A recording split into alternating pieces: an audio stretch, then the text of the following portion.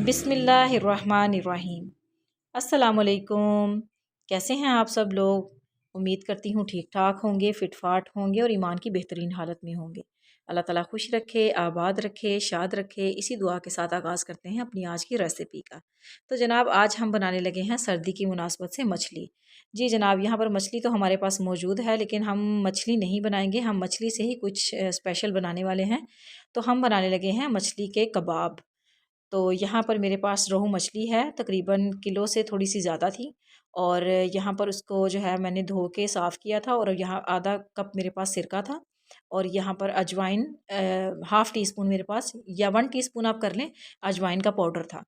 आप सिरके और अजवाइन के पाउडर को दोनों को मिक्स करके मछली पे अच्छी तरह लगा लें, और इसको 5 से 7 मिनट या 10 मिनट तक इसको पड़ा रहने दें। और उसके बाद फिर हम इसको क्या करेंगे, धोकर साफ़ कर लेंगे, और इस सिरके को और जो हमारा अजवाइन का पाउडर है उन दोनों को रिमूव कर देंगे। दरअसल ये दोनों चीज़ें लगाने का मतलब ये है कि इसकी जो स्मेल होती है उसमें थोड़ी बहुत कमी जो आ जाती है।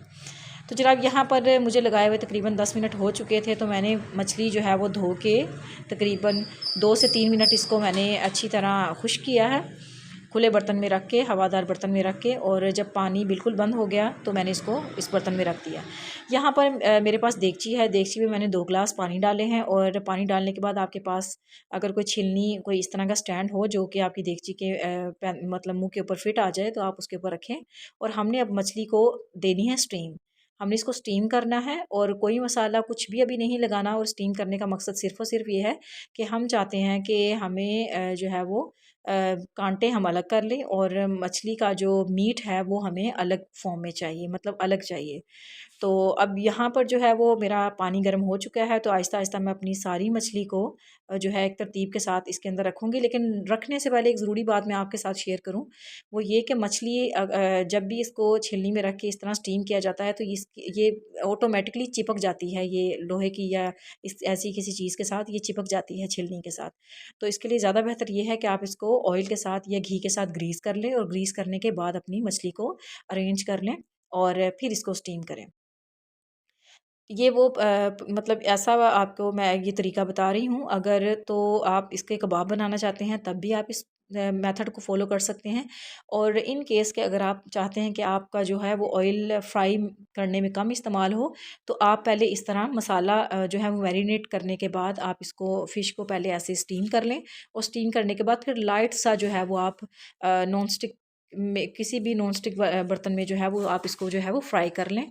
या जो है वो एक नॉर्मल सा आसान सा हल ये होता है कि चंद कतरे, चंद ड्रॉप्स जो हैं वो आप स्प्रिंकल करते हैं, और इसको फिर लिड लगाकर तो उसको दोबारा फिर उसी में पकने देते हैं।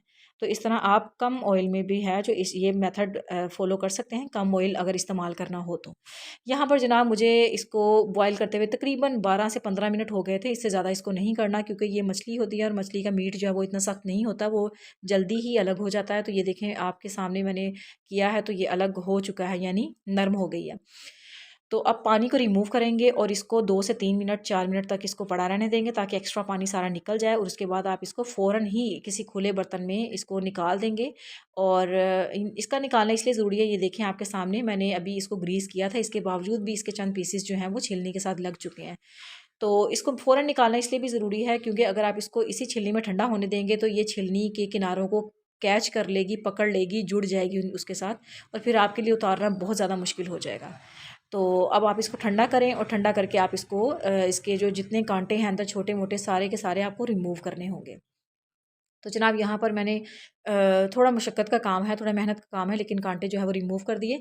यहाँ पर जो मसाला है मैं इस्तेमाल करूँगी वो कुछ इस तरह से है। हल्दी पाउडर 1 टीस्पून है, नमक 1 टीस्पून है, चिली पाउडर जो है वो हाफ़ टी स्पून है, और ज़ीरा पाउडर 1 टेबल स्पून है, गरम मसाला पाउडर 1 टेबल स्पून है, और इसके अलावा सौंफ का पाउडर हाफ़ टी स्पून है। और इसके अलावा जो इसमें मसाला जात जाएँगे वो मज़ीद कुछ इस तरह से होंगे। चिली फ्लेक्स हैं हमारे पास, यानी मोटी कुटी हुई मिर्च 1 टेबल स्पून, और 2 चम्मच यानी 2 टेबल स्पून हमारे पास जो है वो बेसन है। तो बेसन जो है वो ऑप्शनल है, अगर आप इस्तेमाल करना चाहें तो ठीक है, नहीं करना चाहें तो कोई मसला नहीं। और यहाँ 2 खाने के बड़े चम्मच जो हैं वो लहसुन अदरक का पेस्ट इस्तेमाल किया है, और तकरीबन 2 ही खाने के चम्मच मैंने यहाँ पर ऑयल या घी इस्तेमाल किया है, ताकि जो है इसके अंदर थोड़ी सी ग्रीस बन जाए। अव्वल तो आपको बाइंडिंग के लिए मेरा नहीं ख्याल की ज़रूरत पड़ेगी किसी भी चीज़ की, लेकिन ये चीज़ें ऑप्शनल हैं, अगर आप इस्तेमाल करना चाहें तो कर सकते हैं। और इसको अभी अच्छी तरह हिला लें, और मज़ीद हमने इसमें क्या ऐड करना है वो मैं आपको नेक्स्ट स्टेप में साथ के साथ बताती हूँ। तो जनाब यहाँ पर मेरे पास जो है वो 2 बड़े खाने के चम्मच जो है वो सिरका, चाहे आप डालना चाहते हैं सिरका डाल लें, मेरे पास लीमू का रस था, मैंने लीमू का रस डाल लिया है, या 2 बड़े साइज़ के लीमू डाल लें आप, जिसमें 2 से 3 चम्मच आपके निकल आते हैं। तो लीमू का रस आप शामिल कर लें, ये टेस्ट के लिए जो है वो टेस्ट को इन्हेंस करता है।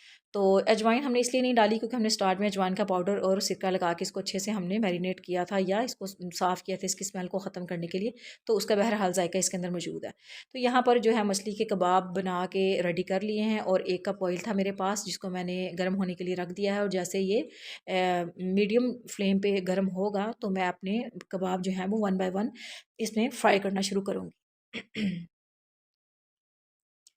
तो जनाब मेरा ऑयल जो है वो यहाँ पर हो चुका है गरम, बहुत ज़्यादा गरम नहीं करना, आपको पता है जिस तरह चीज़ें फ्राई करने के लिए हम जिस तरह की कंसिस्टेंसी मतलब वो उसको टेम्परेचर रखते हैं उसका ऑयल का, वही टेम्परेचर हम यहाँ पर रखेंगे। और आपने मीडियम फ्लेम पे 7 से 10 मिनट, 8 से 10 मिनट तकरीबन इतना एक साइड को करेंगे, और इतना ही दूसरी साइड को आप मीडियम टू लो, यानी बहुत ज़्यादा हाई नहीं होना चाहिए, मीडियम पे भी आपका लेवल वो होना चाहिए कि ऊपर से एकदम ना जल जाए और अंदर से कच्ची नहीं रह जाए। आप इसको 8 से 10 मिनट एक साइड देंगे, और इसी तरह 8 से 10 मिनट दूसरी साइड देंगे, तो आपका जो है वो ये कबाब बड़े अच्छे से अंदर तक जो है वो पकेगा और कच्चा नहीं रहेगा। दूसरा ये कि ये बनने के बाद बड़ा जूसी जूसी, मतलब अंदर से बड़ा नरम नरम होता है, और ऊपर से इतना क्रिस्पी बन जाता है कि किसी किस्म की कोटिंग की ज़रूरत नहीं है, किसी किस्म के ब्रेड क्रम्स की ज़रूरत नहीं है, किसी किस्म की वो आपको एडिशनल कोई भी ऐसा अलग से वो जो है स्ट्रगल करने की ज़रूरत नहीं है कि इसकी बाइंडिंग नहीं होगी। इसकी बाइंडिंग नेचुरली अल्लाह ताला ने इसके अंदर एक ऐसी चीज़ रखी हुई है कि इसकी बाइंडिंग बड़ी अच्छे से हो जाती है, और आपको कोई एक्स्ट्रा चीज़ इस्तेमाल नहीं करना पड़ती।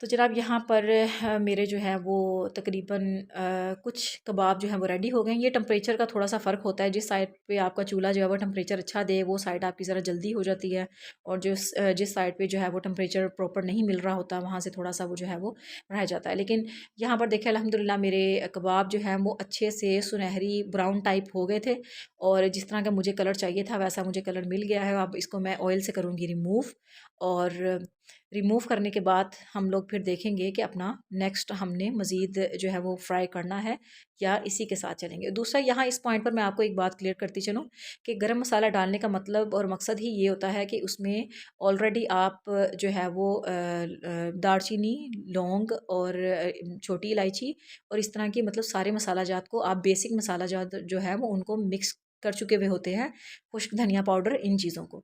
तो जो गरम मसाला हमने डाला था वो इन सब चीज़ों की कमी को पूरा करने के लिए डाला था। अगर आप मतलब अलग-अलग से भी इन चीज़ों को शामिल करना चाहते हैं तो आप अलग से शामिल कर लें। आप गरम मसाले का ऑप्शन ख़त्म कर दें आप। लेकिन मेरे पास ये इक्वल क्वांटिटी से थे इसलिए मैंने उसी को डाला। तो यहाँ पर देखिए अल्हम्दुलिल्लाह अल्हम्दुलिल्लाह मेरे कबाब जो है वो बनकर अपनी फ़ाइनल शक्ल में रेडी जो है वो आपके सामने आ चुके हैं। बड़े ही मज़ेदार, बड़े ही ज़ायकेदार और बड़े ही लज़ीज़ बनेंगे, और मेरा आपको मशवरा है इसको इसी रेसिपी से एज़ इट इज़ इसको फ़ॉलो करें, इसको ट्राई करें। बनाकर अपने घर में खुद भी खाएँ, बच्चों को भी खिलाएँ, घर के बड़ों को भी लाज़मी खिलाएँ, और बच्चों के लिए तो ये बड़ा बेहतरीन चीज़ है कि उनको काँटे निकालने का मसला नहीं होगा।